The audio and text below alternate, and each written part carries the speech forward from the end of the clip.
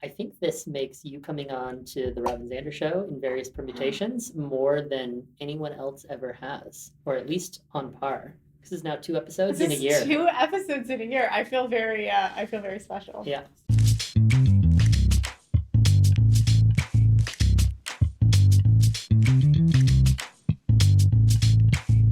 Good one. Well, here, I'll start off with a softball one. I've asked you this before, but like, what's the worst business decision you've ever made?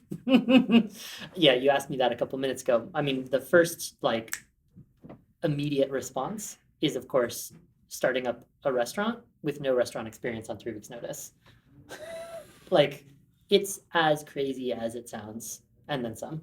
I mean, it's in life, right? Any decision made out of anger, any decision made out of fear, and not, I'm afraid of something, so I'm going to go do it, but like, I'm in a state of stress, I'm in a state of overwhelm, I'm in a state of I can't handle it, and I'm trying to handle it. I'd say that one of my failings, or one of the things I'm working on in my life, is when I'm stressed or when I'm feeling time pressured, not tackling the thing in the moment, but saying, hey, I hear this request, Aubrey. Can I sit with that and get back to you in a day? Rather than, I'm exhausted, I didn't get enough sleep, you've just made a request of me as a friend, as an employee, as a client, and I want to say yes and try and solve it right now. And it doesn't have to be solved right now. And so the category of the worst decisions I've made, personally and professionally, all stem from not taking a breather and coming back and trying to do it when I'm a little bit fresher later. I was thinking about like, I have this one specific like business experience that speaks to like a broader lesson where I was on a sabbatical because I was dealing with some really gnarly burnout. And I had a potential client that like insisted on talking to me. And it was a guy who like was doing the, hey, we went to college together, please can I just get you on the phone? And I was so burnt out. And I got on the phone and I pitched and I like spent a couple of hours putting together like a proposal and I did all this work and I like did not want to do it, and then this guy never got back to me. And like that happens, like especially early stage people don't get back to you, business doesn't close, like that's not the thing. But it was the lesson that I was pushing myself past my own boundary out of like a mindset of scarcity. Yeah.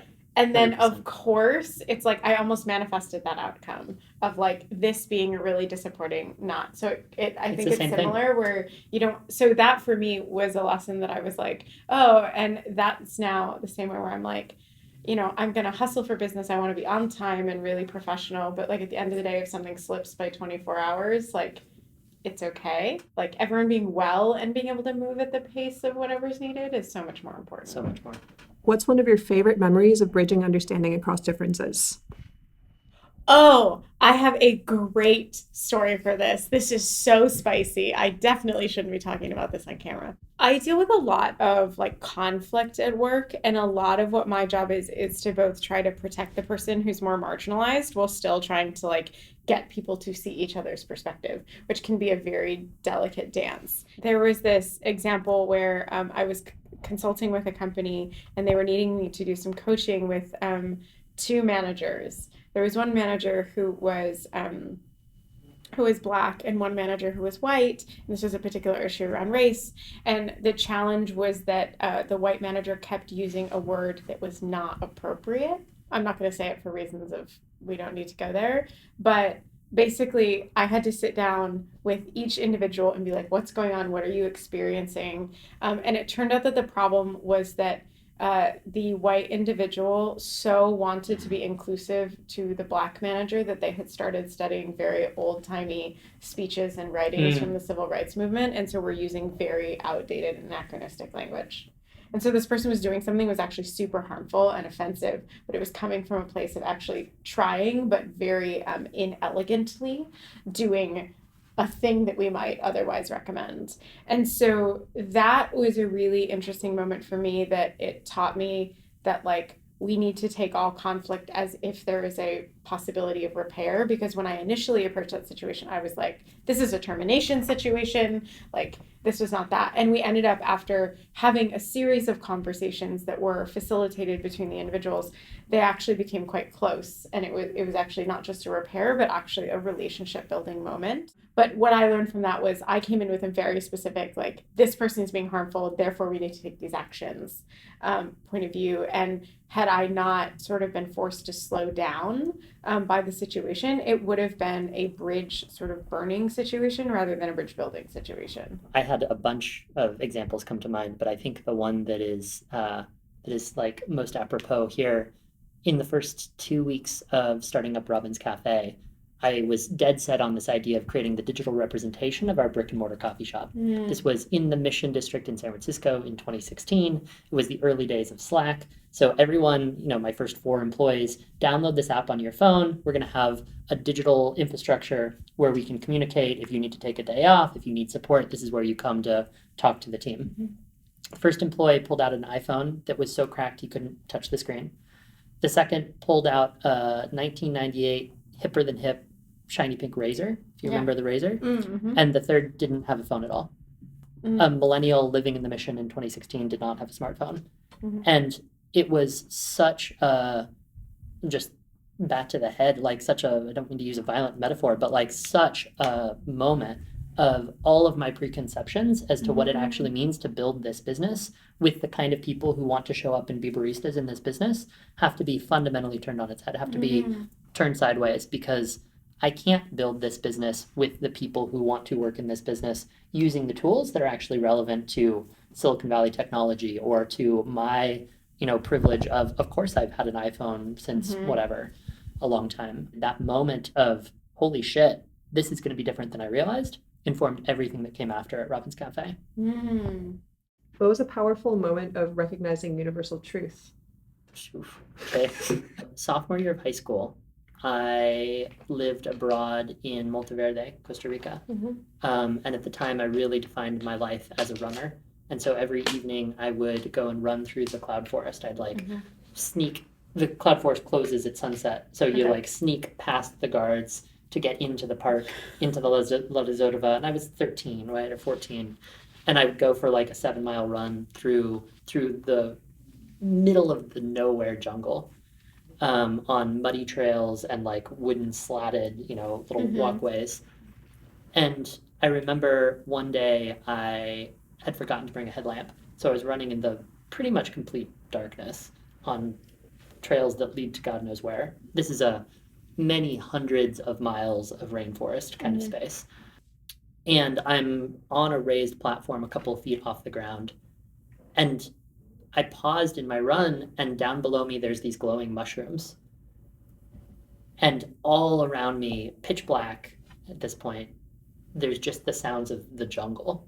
Okay.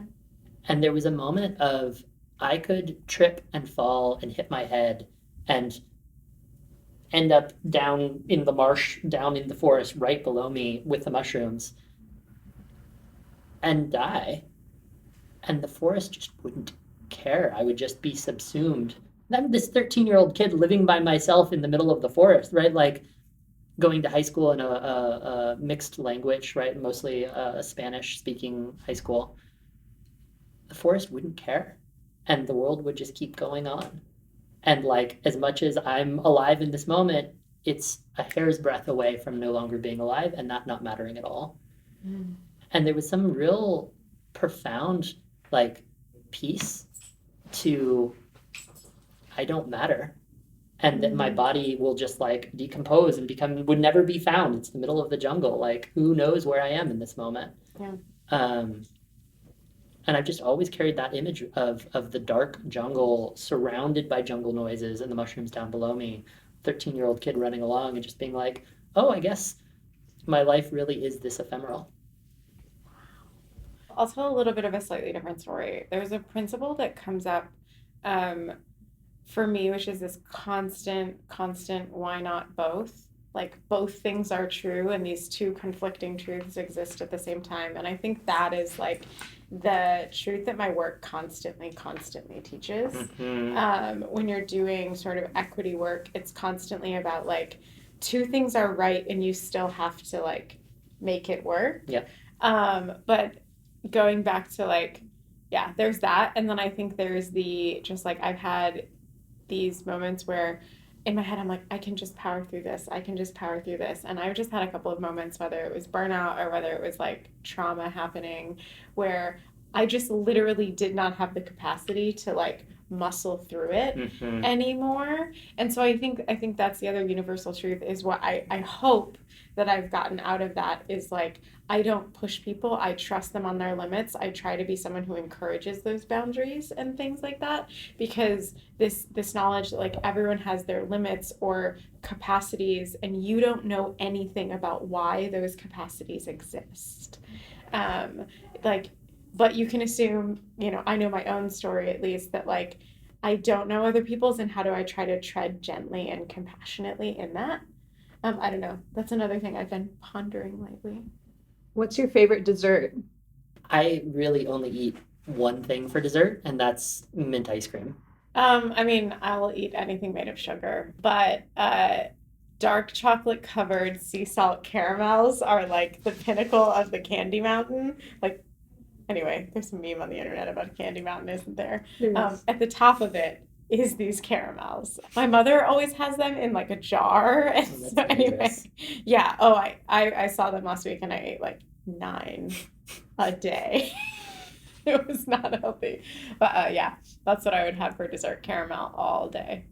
Thank you for coming back on the show. Yeah, thank you for having us. This has been fun. This is just the 3rd episode of Ask RPZ. I look forward to doing it again. Yep, yep. You ask questions, we'll answer them. Thanks for tuning in to Ask RPZ.